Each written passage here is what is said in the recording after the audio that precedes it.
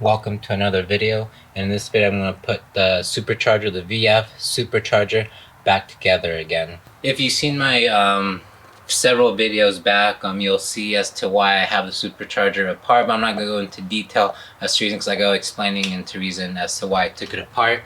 But here is the supercharger. So the supercharger pretty much contains of four major parts. You got the manifold, the heat exchanger that goes inside the manifold, the supercharger itself, the elbow, and yes, you do have the pulley, but the pulley will go on at a later time. But for the purpose of this video, it's going to be these major four parts right here. That's I'm going to be showing you guys how to put back together. Before just slapping things together, there is a order that I noticed that is best to put this together. So the first thing is connect the supercharger and mate it to the manifold. Before installing the supercharger onto the manifold, there are 6 bolts. There's 1, 2, 3, 4, 5, and 6.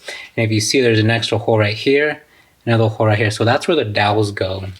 So if you saw my last previous videos as to why I took apart the supercharger, is because one of the dowels came loose and then it just made a huge mess. So this time, when I'm installing this, I am not going to use the dowels. Even if it did come with the dowels, I'm not even going to use them. So when I got sent this supercharger, the dowels were not inserted, so that's a good thing because I wasn't planning on using them anyways.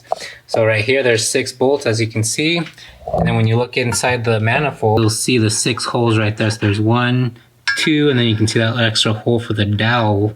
And then the other 4 are back there. I don't think the camera can see it, but trust me, they're there. Next thing is to insert the O-ring. So you can see I have the O-ring right here. So it is not shaped to the rectangular shape as it's like a big circle ring. So you just gotta, like you can see how it's out of, so you gotta make sure it's in place in the little groove on the supercharger. So another thing that I did notice when I was taking it apart, the old supercharger, it did have, so I can show you, you can see a little bit of residue right there of the old gasket. So I am going to use RTV, a little bit of RTV gasket around this flat surface part right here.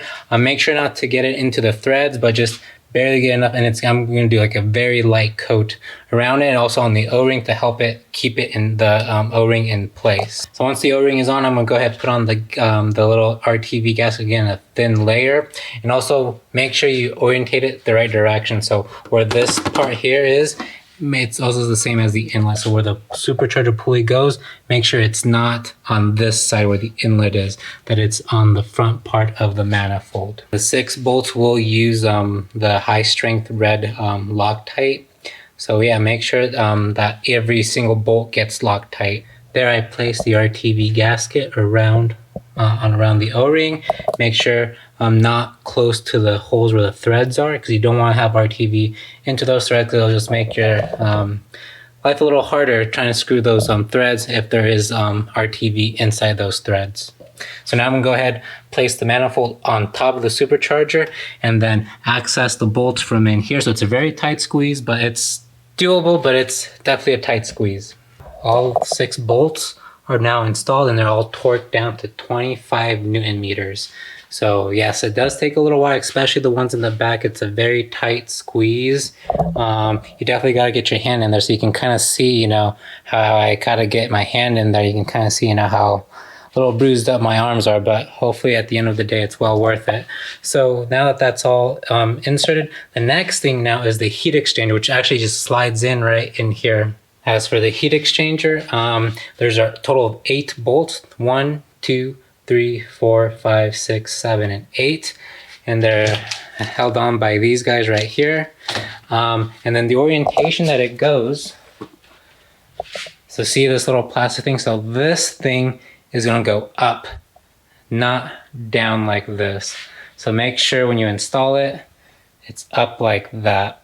One more thing, it does have this black rubber seal that you can see right here all around through the heat exchanger. So just make sure it does have that, and it should already have the holes to cooperate with the bolts. Yeah, that's what I was trying to say. Before I insert it, I want to show you I do have red Loctite on all 8 screws, and then this is going to be torqued down to 11 foot-pounds, all 8 of these. got all 8 bolts torqued down to 11 Newton meters. 11 foot-pounds, And now the next part is to remove this cover to go ahead and insert the elbow now. The cover is off and there is an O-ring that's already placed in there, so do not remove it, and there's no need to put gasket or anything of that sort. And then there's 4 bolts, 1, 2, 3, and 4. Here are the bolts. I'll be reusing the old bolts from the last Supercharger build. So now I can go ahead and insert this, make sure that the surface on this is nice and clean. And then that's gonna go in this way. So it's gonna be kind of, here, let me do this with one. Okay, so it's gonna be facing, so if you're looking at the back of the Supercharger, as I am right now, this elbow will be facing towards the fire extinguisher. Hopefully that makes sense. Not like this upside down, but like this. And there's 4 bolts, and I will be putting Loctite, and these will be torqued down to 25 foot-pounds. The elbow is now installed.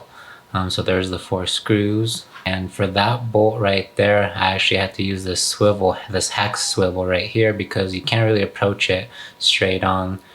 So you gotta approach it at an angle, and you can kind of see, you know, which angle I can, you know, approach it, but you wanna be as straight as you can. And this position right here, see, this is too far out. So you wanna be as straight as possible, because that thing's in the way. And so far here I covered up any holes. So right now those are the holes for the fuel injectors and the holes for the intake manifold where those go. So everything is being covered up for the time being until I install the Supercharger back onto the engine.